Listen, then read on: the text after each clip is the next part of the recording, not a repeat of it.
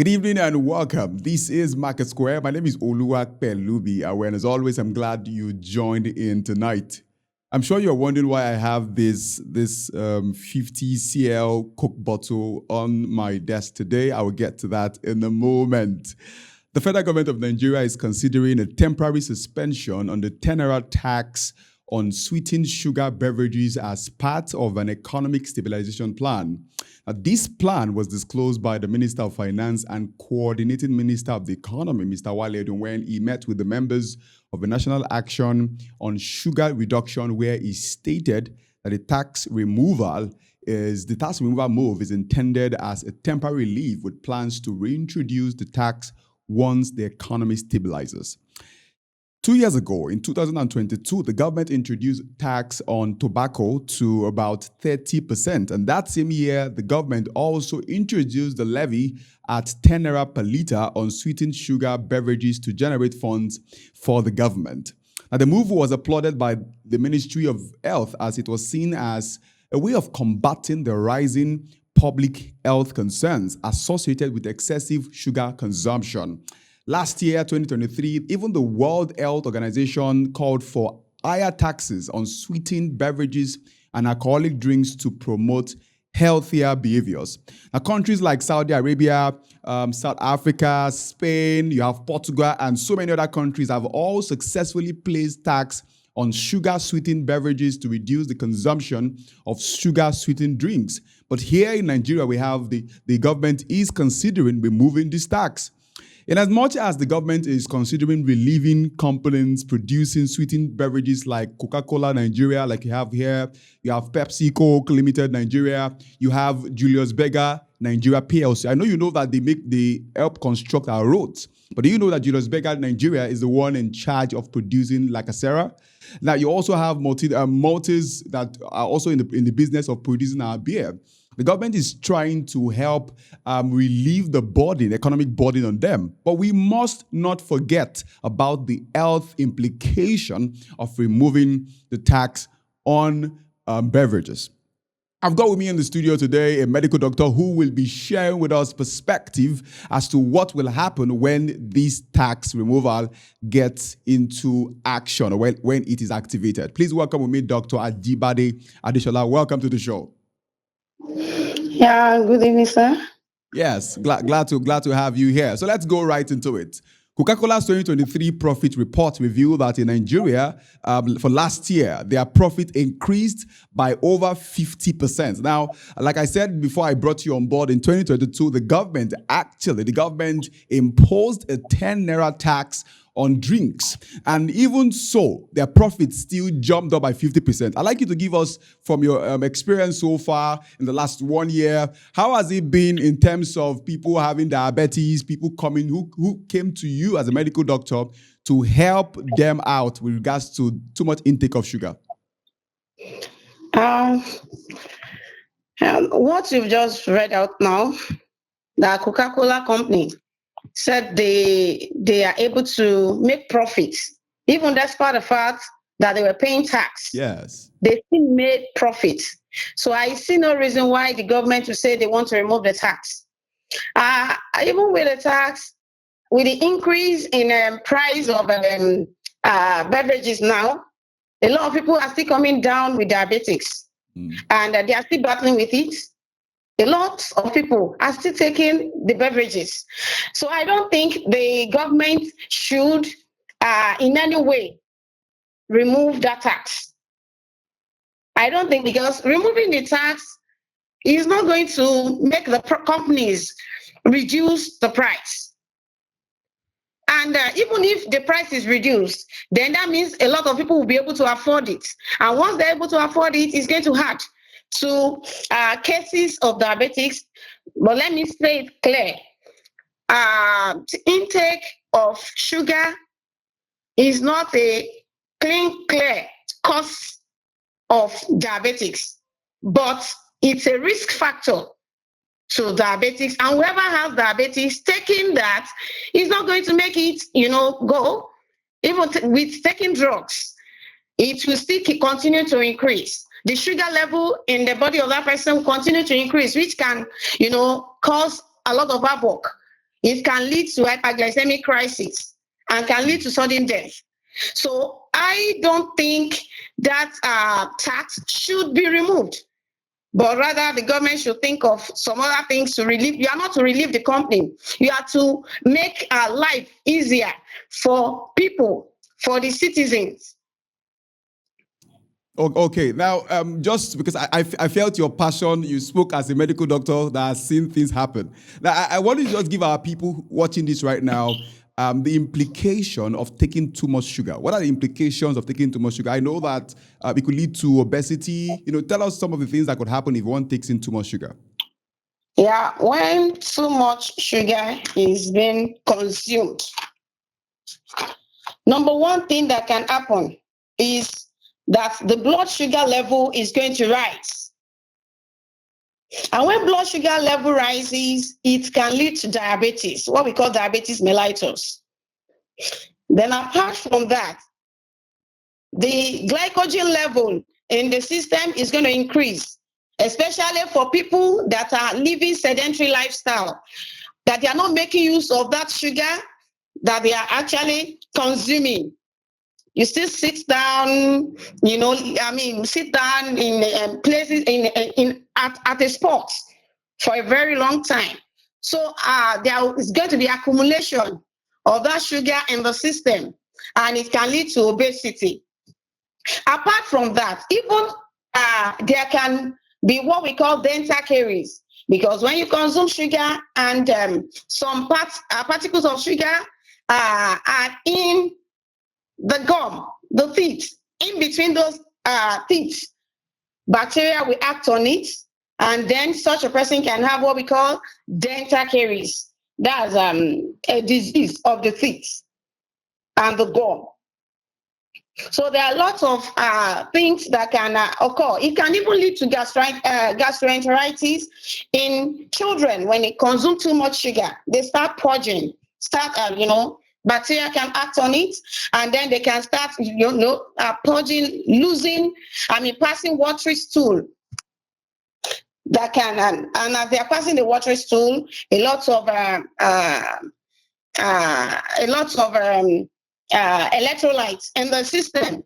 I actually want to speak some in the normal language, in a layman language. So a lot of things that are useful in the system will be going along, getting out with the stool. Then such a person becomes so weak, they are losing water, they are losing minerals, and then they can become so weak. By so doing, the kidney may not be able to function well, can even pack up. It can lead to untimely death. Wow. I think death is the extreme of all. But again, during my research before the show, I did a bit of research about what would happen if one takes in too much sugar, and I realized that it can even lead to cancer. I don't know if that's correct. Is it true?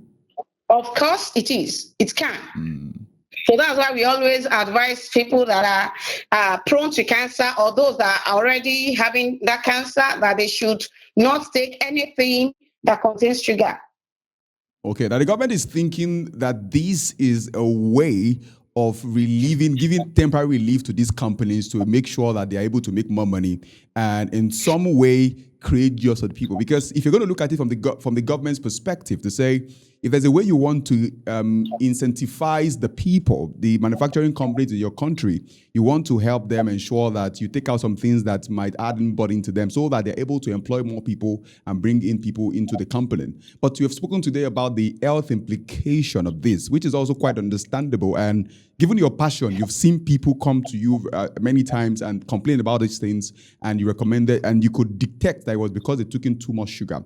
But just in one sentence or two, so I know that if you take too much sugar, it's a challenge. If you don't take sugar at all, what would happen if one doesn't take sugar? Nothing will happen. Once you eat your normal food, you take your vegetables, your fruits, you live your normal life, and you live better. Your health improves. Okay. Now, so what would you, for the fact that we have government people watching this right now, we have persons from the government watching this right now, what would you recommend to them as a way of not, maybe a different thing to do other than removing the sugar tax? What would you recommend that they do? WHO also said that tax should be increased so that we can live healthier. Definitely. So I want to advise, I just want to give an advice to government that they should rather leave that tax like that or even increase it better.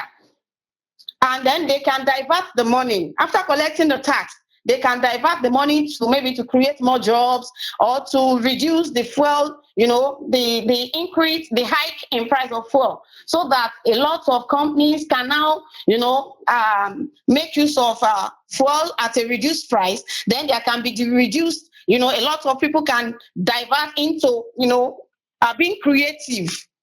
And then those that are going to work, their salary will not be spent. All the salary will not be spent on transportation. So that is a way to assist, not on removing tax on companies that are producing things that are having adverse effects on people's health. It's either the tax is left like that without being removed, or it is increased. That's my own advice to the government. Left like they should that. Look at the Yes. impact on our health. On our health, left like that or increased. Now, just one last question for you. You know what's happening in the country at the moment. People seem to be suffering. Things are not really going well for most people. What would you recommend is a healthy tip that somebody watching this right now can take from this particular episode we're having and then, improve his or her health status? As things are hard, everybody, I would just advise that, number one, we should not do more than what we can afford. So that we don't develop hypertension. If what you can afford for your children is government school, don't go and say because my partner or my friend, they are all going to private school, I must take my own children there. Then you don't buy more than what you can chew. In terms of, they are eating chicken, I must eat chicken. Eat what you can afford. And then let there be diversity, be creative. Whatever you have a talent, you can turn that talent into money. So I believe every one of us, let us just have a plan B. Don't just put all your egg in one basket. Let's be creative, create things, look at a problem you can solve in your environment and can fetch you money so that you'll be able to survive. And it's not compulsory that unless you eat Indomie, unless you eat meat or chicken, even all those crayfish, those that are proteinous food can be added to our food. And then life continues. I know we are going to survive. Thank you very much, Dr. Ajibade Adesola, for your time on the show today. It's been a wonderful time. Thank you. You're welcome, sir. Thank you. Yes. Let's now do the numbers.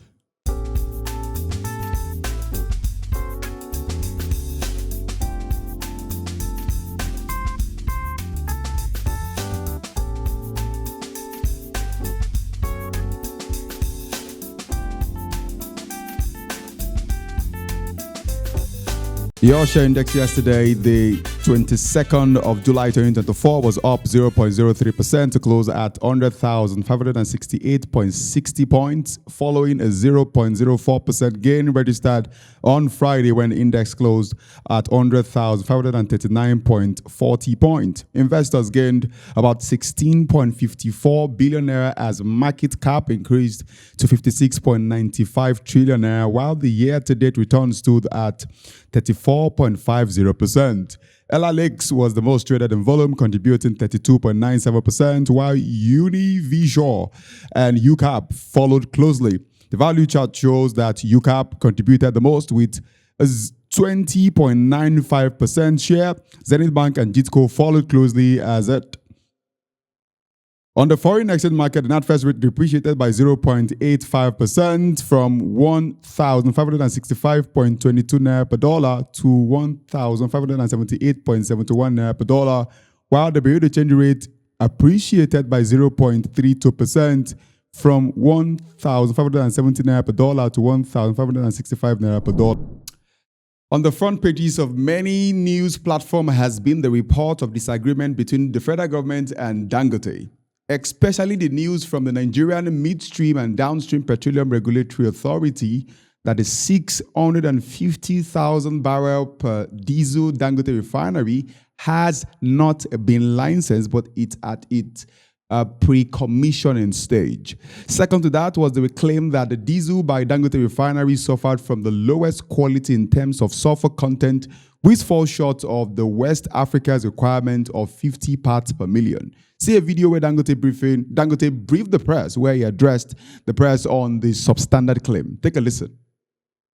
Well, in terms of quality, when we started, our quality was about 600 to 650 ppm, and the 600 to 650 ppm is one of the best in terms of quality. Okay, at that time when we started, but as of today, we are 87 ppm. And I assure you, media, you can come again and take sample on Monday. By Monday, latest Tuesday, will be at 50 ppm. By beginning of August, will be at 10 ppm. So in terms of quality, we are doing very, very well. Nobody can produce anything better than us. So I just got the result from him 5 minutes ago. We are now down to even 32 ppm. And I want to plead with the regulator to come at any time, whether Sunday or Monday. We'll take the sample, and I guarantee you, before he gets here, our own ppm will be even below 10. When we are coming here, His Excellency, the Speaker, said that, no, can we please wait? It wasn't planned, but he said that we should wait, since we have media with us, to pick up samples from 2 filling stations, and also when we get into our plant, they will pick up samples to check.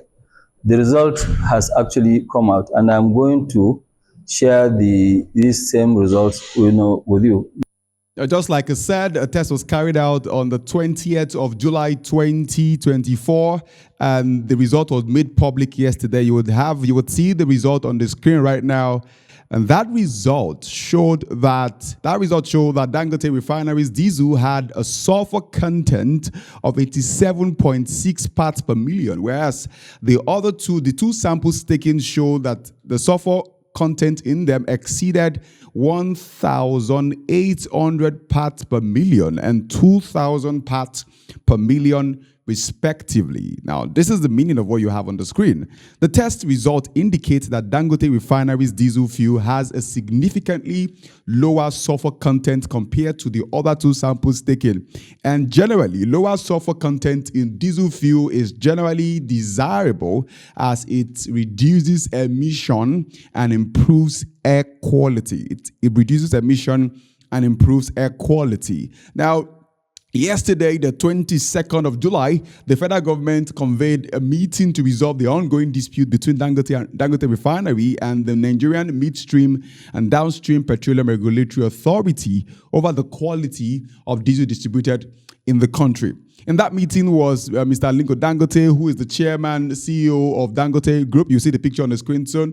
Mr. Farouk Ahmed, who is the authority chief executive of the Nigerian Midstream and Downstream Petroleum Regulatory Authority. You had Mr. Gbenga Komolafe, who is the chief executive officer of the Nigerian Upstream Petroleum Regulatory Commission, and Mr. Meli Yekari, who is the group chief executive officer of the Nigerian National Petroleum Corporation Limited, as NNPC.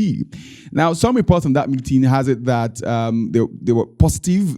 Ideas there were very positive, with all parties demonstrating a commitment to join hands together to make things happen, to make things even easier. Now, this is an issue of concern that has to be resolved soon. Before I came on the show today, I did a bit of it just to check update with regards to this, and I saw that Mr. Peter Obi had made a post about it, saying that Dangote Refinery is too vital to fail, because this is MarketSquare. We talk about things happening in the market here, and whatever happens to prices in terms of petrol prices, in terms of diesel prices, will have a multiplier effect on the people, will affect the people for sure. And just imagine you have a setup that is designed to ensure that Nigerians have easy access to fuel, easy access to diesel, and also get it on a cheaper rate. Imagine how that would play out in Nigeria if that is made to stand.